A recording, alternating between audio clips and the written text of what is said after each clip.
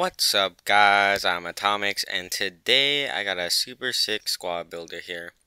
So, first and foremost, I gotta say that I made this mistake before and I did it again where I actually sold some of the players so that I could buy different players. So, yeah, they will be used as concept players. However, I did use the actual players in the highlights, so you'll see that. So, as you can see, all the players right here, I'll go over each one of them really briefly. So Laurie, he's actually a really strong keeper in the BPL, one of the best to be honest. Probably second best to Courtois, I'd say. I was surprised at how good he was. I wasn't sure what to expect out of him, but he was really good.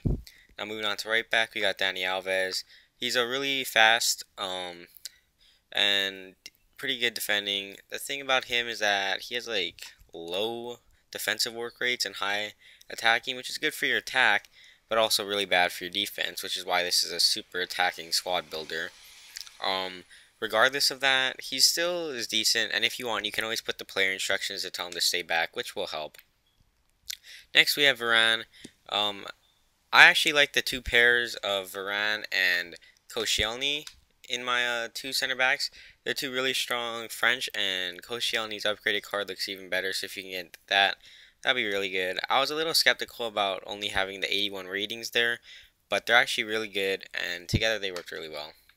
So now moving on to left back, we got Clichy, and Clichy is probably my favorite left back in the BPL, possibly in the game. I just really like him. 80 defending, 85 pace, and he has high and medium work rates. So again, the high work rates, if you don't like that, you can put the instructions, that might help a little bit.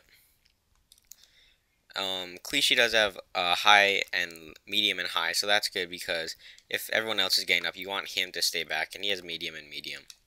So now moving on to the center mid, we have upgraded Perez.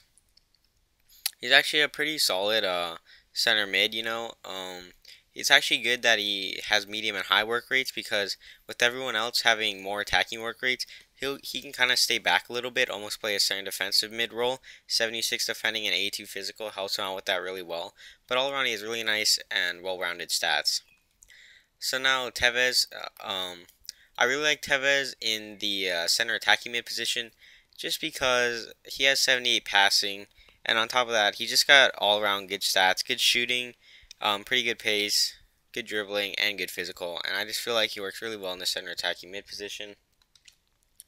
And then moving on to the other center mid, probably my favorite center mid in the game, to be honest, Pogba.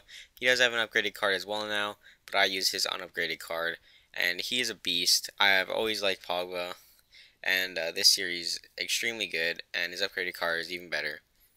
So yeah, you should definitely get Pogba, and I really like him in this squad. Now moving on to my right wing, I got Bale. I think I've talked about him before. 122 games played, 72 scored, 20 assists. And I'm first owner, and he's untradeable. That's why I use him in all my squads. Now moving on to the left mid, we got Ribery. He's probably the most expensive player I've ever bought, to be honest. That's just because, yeah, I didn't really want to spend all that coins on one player. But since the market did go down a lot, he was cheaper. I bought him for about 250k, I believe. Sold him for about that much as well. But he's super good. 89 pace. He feels actually faster than that. He got amazing dribbling. His finishing is actually pretty good despite his 78 shooting. Nice passing as well. Gets an assist or two, I believe. And then Benzema, the connector, was actually really good. His pace, you'll see, his pace combined with his strength is decent enough that he can run past defenders pretty well. So yeah, I really like Benzema. He has like 88 shooting, so he's a good target man, especially when you got the pacey wings running up and down the lines and everyone to support him with the ball. So yeah, overall really solid squad, and now I'm going to get into the highlights. So I did call this a super attacking squad for a reason.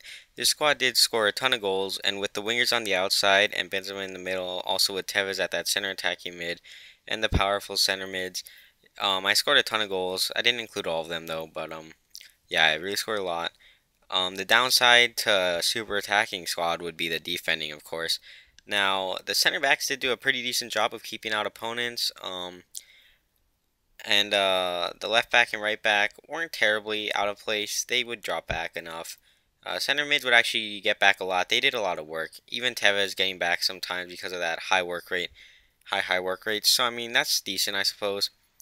But regardless of that, compared to other formations where you have the center defensive mid who's like always there, this one you're gonna really have to rely on your back four the most, and hopefully if you're lucky you'll be able to get some center mids back in time to support.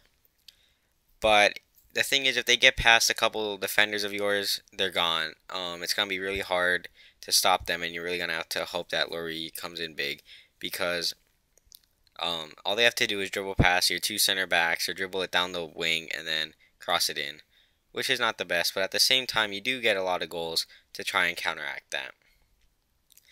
And right here, Tevez is doing his nice moves. He's pretty much like a center forward more than a center attacking mid, I'd say, just because he usually is a forward and he got all that attacking stats, which is really nice. But he does get back a lot too to help defense. And then this clip's pretty cool because it goes from Koscielny to Bale to Benzema. So it goes from my center back to my striker in just 2 passes. He outpaces and outstrengths that player, scores very nicely. So I'm going to give this squad a 9.2 out of 10. The reasons are that the cons being, at least I'll mention them first, that it's a really attacking squad. A lot of the players have high medium, high low work rates. The only players that don't have that are Perez with medium high, Varane medium, and Koscielny medium high. And that does cause trouble sometimes because they can just attack you a lot. If they have a really attacking squad, it's pretty hard to defend when you only have when you're counting on the back four. But regardless, they do a pretty decent job because they're a pretty decent duo, Varane and Koscielny. But sometimes it's just not enough to keep out the offense. Now the good side of the squad is the attacking. You got the 2 outside mids or outside wingers that are really fast. They can finish pretty well. They can also cross it into Benzema, who has decent heading, or pass it to him as a target man, and he can use his 88 finishing as well as some of the strength he has.